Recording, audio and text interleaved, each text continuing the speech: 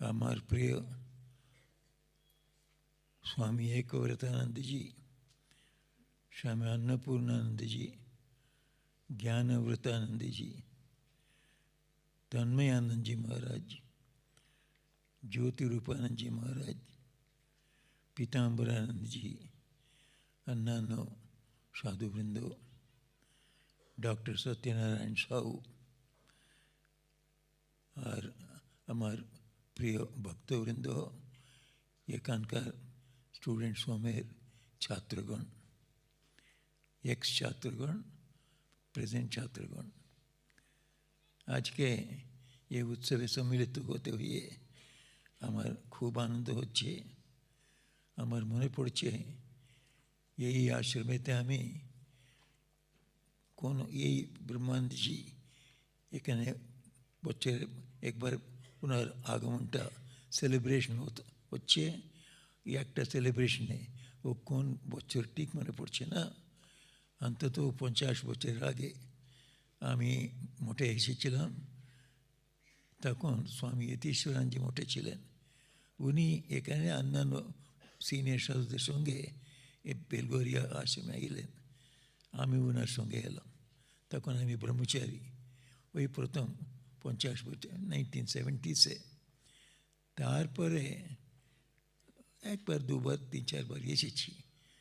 আমি এসে যখনই দেখতাম এত আনন্দ হতো, কেননা স্বামী নির্বেদানন্দের সম্বন্ধে আমরা পড়েছি, দি এসেনশিয়ালস অফ হিন্দুইজম, প্রথম বই আমাদের মঠ মিশনের হিন্দু ধর্মের সম্বন্ধে এত সরলভাবে যিনি লিখেছিলেন উনি হচ্ছেন নির্বেদানন্দজি। তো ওটা আমরা পড়েছি। তারপরে ওনার সম্বন্ধে অনেক রকম শুনেছি, অদ্ভুত অদ্ভুত ঘটনা। ওটা আপনারা সবাই জানেন, লিখিতভাবেও বেরিয়েছে ওটা। ওর মধ্যে একটা আমার মনে পড়ে, নির্বেদানন্দ স্বামী তো অনাদি মহারাজ বলে ডাকা হতো। ওনার বন্ধু ছিলেন ডক্টর সত্যেন বোস, বিশ্ববিখ্যাত ফিজিসিস্ট অ্যান্ড ম্যাথমেটিশিয়ান।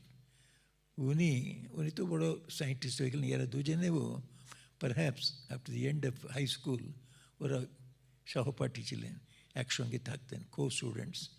তারপরে মহারাজ অনাদি মহারাজ আর্টস স্ট্রিমে চলে গেলেন, সত্যেন বোস সায়েন্স স্ট্রিমে চলে গেল। ওই গিয়ে বিশ্ববিখ্যাত সায়েন্টিস্ট হয়ে গেল। অনেক বছরের পর, হয়তো 30 বছরের পরে মহারাজের নাম হয়ে গেছে এখানে, বড় মহাপুরুষ মঠ মিশনে বলে।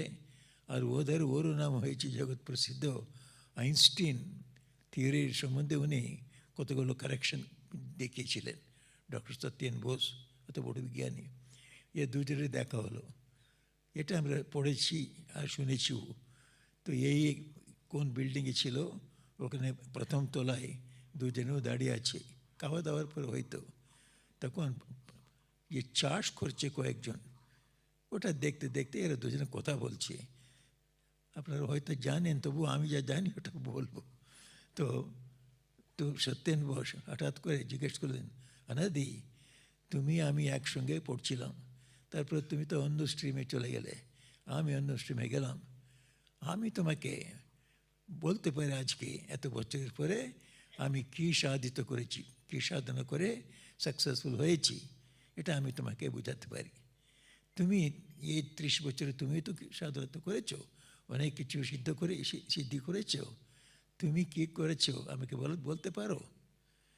তো অনাদি মহারাজ নাকি 2 মিনিট চিন্তা করে বললেন, হ্যাঁ ঠিক, তুমি আমাকে নিশ্চয়ই বোঝাতে পারো, আমি কোনো কিছু বুঝবো।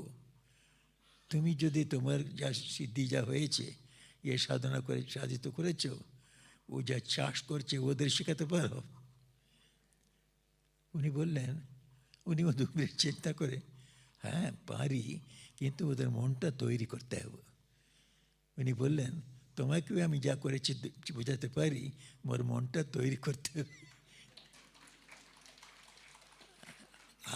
কীরকম কী সূক্ষ্ম বুদ্ধি, কত সরলভাবে বোঝাচ্ছেন। আধ্যাত্মিক জীবনে শুধু এমনি সিদ্ধি প্রাপ্ত হয়ে যায় না, বড় সাধু কেউ হয়ে যাবে না, ওভারনাইট কোনো সিদ্ধ হয়ে যায় না, কষ্ট করে হয়। সেটা এদের জীবন দেখলে দেখা হবে। স্বামী বিবেকানন্দ নিজেই বলতেন, তো শুধু ইন্সপিরেশন নেই, পারস্পিরেশন বেশি। এ যা মহাপুরুষ হতে গেলে ইন্সপিরেশন কিছু আছে, ওর চেয়ে বেশি পারস্পিরেশন খাটতে হয়েছে। আমাদের সভ্যদের যা হয়েছে ওর পেছনে খাটুনি আছে। সেরকম এই আধ্যাত্মিক জীবনে তো খেটে এরা এগিয়ে গেছে।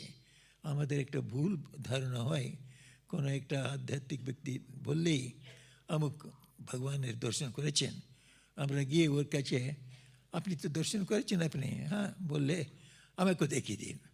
আমাকে দেখি কী করে করা হবে? আমি তো দর্শন করেছি 50 বছর শতপ্রসা করে, তুমি করতে হবে তৈরি হওয়ার জন্য এসো, এখানে ব্রহ্মচর্য পালন করো, কাজ তাকো আমার কাছে, পরে তো হবে। আমরা ভুল করি, অন্যান্য জিনিসগুলো আমাদের কাটতে হবে। কোনো এমবিবিএস ডাক্তার দেখলে আমরা কি বলি, আচ্ছা আপনি কি এমবিবিএস পাস করেছেন না, আমাকে একটা ডাক্তার করে দিন, বলি না? কারণ আমরা জানি, চোখের সামনে দেখছি বিচারে কত বছর কেটে ও ডক্টর হয়েছে। কিন্তু সাধুরা এত বড় সিদ্ধ হয়েছে, ওরাও খেটেছে এতে চোখের আড়ালে। সেই জন্যে ওর কাছে যাই, ও বললো আমি ভগবানকে দেখেছি, আমাকেও দেখে দিই না। এটা ভুল কথা। আনাদি মহারাজ ওকে বুঝিয়ে দিলেন, দেখো সাধনা করে সব জায়গায় সিদ্ধি হতে পারে।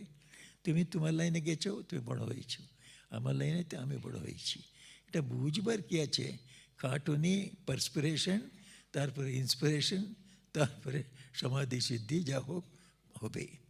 এরকম পুনর্ব সম্বন্ধে কত তীক্ষ্ণ বুদ্ধি একদিক থেকে একটা বিরাট হৃদয়, গরিবদের জন্যে কিছুটা করতে হবে। আর তখনকার দিনের অত্যন্ত আবশ্যকতা ছিল এই মানুষ